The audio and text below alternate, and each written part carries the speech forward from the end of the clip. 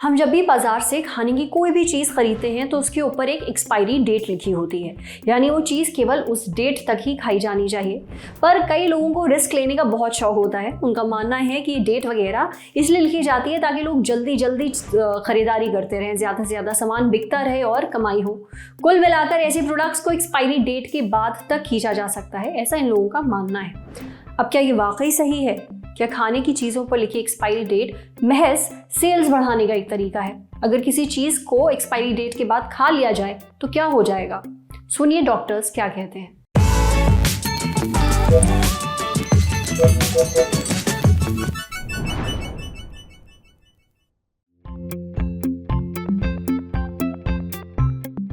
तो हम जो बहुत सारे पदार्थ खाते हैं उनमें एक्सपायरी डेट लिखी होती है। एक्चुअली हमारे यहाँ पे use by date, best before ऐसी तारीख किसी भी फूड प्रोडक्ट में दी होती है।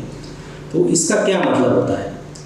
इसका मतलब होता है कि ये जो पदार्थ है उनकी जो न्यूट्रिशनल वैल्यू है उस वक्त के लिए अच्छी है। इसमें वो गारंटी रहती है कि जो पदार्थ है खाने का उस वक्त के लिए सेफ है और अच्छी क्वालिटी का है। तो ये उस खाने की वारंटी या गारंटी बताता है। ये खाने के पदार्थ कौन कौन से रहते हैं, जैसे दूध है, दूध के पैकेट्स, अंडे है, मांस, मच्छी है, या कुछ सब्जियां भी जो पैकेज में आती है, या जो भी हमें दुकान में जो खाने के जो पदार्थ है, चिप्स वगैरह, फास्ट फूड, वो जो मिलते हैं उसमें हर किसी में ये यूज बाय डेट या बेस्ट बिफोर लिखा रहता है। तो ये जो बदलाव होते हैं उसमें ज़्यादा तो रिस्क रहता है संक्रमण का, बैक्टीरियल इन्फेक्शन का जो ज़्यादा रिस्क रहता है। जो पदार्थ में पानी ज़्यादा रहता है, जैसे दूध है, मांस, मच्छी है, इनमें ये खराब होने का रिस्क सबसे ज़्यादा रहता है। और जो पदार्थ है जिसमें पानी की मात्रा कम है, जैसे अंडे है, ब्रेड है, इसमें ये खराब होने का रिस्क वैसे कम रहता है। इसमें बैक्टीरिया या फंगस या वायरस का संक्रमण हो सकता है। ये जो पदार्थ है उस हिसाब से ये सड़ सकते हैं। तो जब हम ऐसे एक्सपायरी डेट प्रोडक्ट्स खाते हैं कि जो कि खराब हो चुके हैं, ये खाने के बाद हमें फूड पॉइजनिंग हो सकता है। तो फूड पॉइजनिंग में हमें क्या होता है? फूड पॉइजनिंग में उल्टी होना, बुखार आना, दस्त लगना या पेट में बहुत ज़्यादा दर्द होना, ये सब चीज़ें हो सकती है। किसी को ये सब चीज़ें ना होके सिंपल सा उल्टी भी हो सकता है। अब ये फूड जो है ये परखने के बाद, देखने के बाद समझ में ज़्यादा तो आ जाता है, जिसमें कुछ भी खराबी हो रही है, बैड स्मेल आ रही है, बैड टेस्ट आ रहा है, या उसका कलर में कुछ बदलाव हो रहा है, तो ऐसे वो पदार्थ देखने के बाद ही हमें वो पदार्थ समझ में आ जाता है कि ये कुछ हद तक खराब हो चुके हैं। कुछ पदार्थ है जिसमें हम पोस्ट एक्सपायरी भी खा सकते हैं, लेकिन कुछ दिनों के लिए, लेकिन उसमें भी हमें ये देखना बहुत ही ज़रूरी रहता है कि उसमें कोई खराबी तो आई है या नहीं आई है। ये देखना सबसे ज़्यादा जरूरी रहता है। और ये सबसे इम्पोर्टेंट चीज़ है कि जो न्यूट्रिशनल वैल्यू जो रहती है हर खाद्य पदार्थ की, वो टू द एक्सपायरी डेट के वक्त की अच्छी रहती है। उसके बाद न्यूट्रिशनल वैल्यू उसकी धीरे धीरे कम हो जाती है, जो सिर्फ पेट तो भरता है लेकिन उससे हमें कुछ पोषण नहीं मिलता है।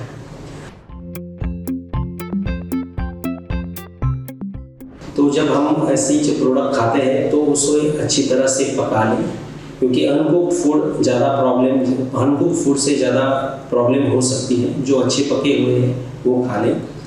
किसी भी जो पदार्थ है उसको जो है अच्छे टेम्परेचर पे रखें।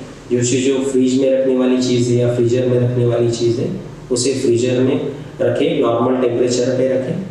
कोई भी अगर प्रोडक्ट हम खोल के उसका प्रयोग कर रहे हैं, उसका उपयोग कर रहे हैं, तो खोली हुई चीज़ें बाय द जो एक्सपायरी डेट है उस तक ही खाएं। उसके बाद उसे बिल्कुल ही ना खाएं। चीज़ें हमें धो के भी खानी चाहिए, कि जो साफ सफाई करके धो के उन चीज़ों को खाएं। और जब हम कुछ भी खाने के लिए ले लेते हैं तो उस खाने को हम अच्छी तरह से परख लें। कुल मिलाकर एक बात तो समझ में आ गई, खाने के पैकेट पर एक्सपायरी डेट लिखने के पीछे वाकई कारण है, इसलिए इन्हें उस डेट से पहले ही खा लीजिए। ये आपकी सेहत को ठीक रखने के लिए ज़रूरी है। अब बढ़ते हैं सेहत के अगले सेगमेंट की तरफ, तन की बात। जानिए, अगर आप डेयरी या फिर उससे बनी चीज़ें हजम नहीं कर पाते हैं तो क्या करें।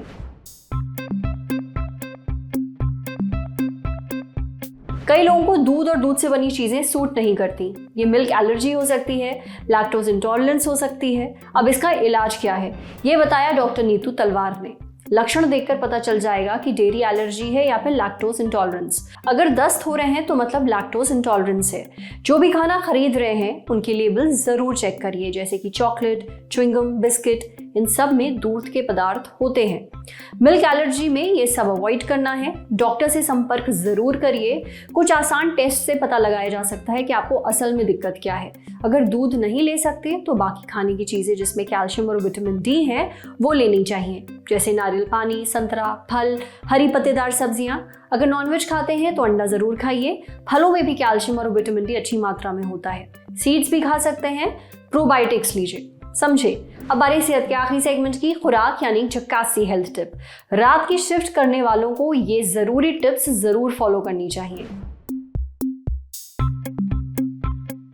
नाइट शिफ्ट पे काम करने वाले लोगों की सेहत पर अक्सर बुरा असर ही पड़ता है। आपका हाजमा बिगड़ सकता है, हार्मोन्स में गड़बड़ी हो सकती है और मेंटल हेल्थ तो बिगड़ती ही है। कुछ आसान सी टिप्स हैं जिनसे आप इन सारी दिक्कतों से बच सकते हैं। न्यूट्रिशनिस्ट रुजुता दिवेकर के मुताबिक ऑफिस के लिए निकलने से पहले ज्वार या फिर रागी जैसे मोटे अनाज की रोटी या फिर दलिया खाइए। इससे नाइट शिफ्ट में कोला, चिप्स और चॉकलेट की क्रेविंग नहीं होगी। ऑफिस जाते ही चाय या फिर कॉफ़ी ना पीजिए, बल्कि पानी, छाछ और आप सौंफ का शरबत पी सकते हैं। इससे आपको एसिडिटी, ब्लोटिंग, चिड़चिड़ापन और चक्कर आने जैसी समस्याओं से बचाव मिलेगा। और घर आने के बाद सोने से पहले केला, आम और अगर ब्लोटिंग हुई है तो पानी या फिर दूध के साथ गुलकंद पीकर सोइए, ताकि भूख की वजह से आपकी नींद खराब ना हो। आज सेहत पर इतना ही। अगर आप एक डॉक्टर हैं, हमसे कुछ शेयर करना चाहते हैं तो जो ईमेल आईडी इस वक्त आपको अपनी स्क्रीन पर दिख रही है उस पर हमें एक मेल भेज दीजिए। शुक्रिया।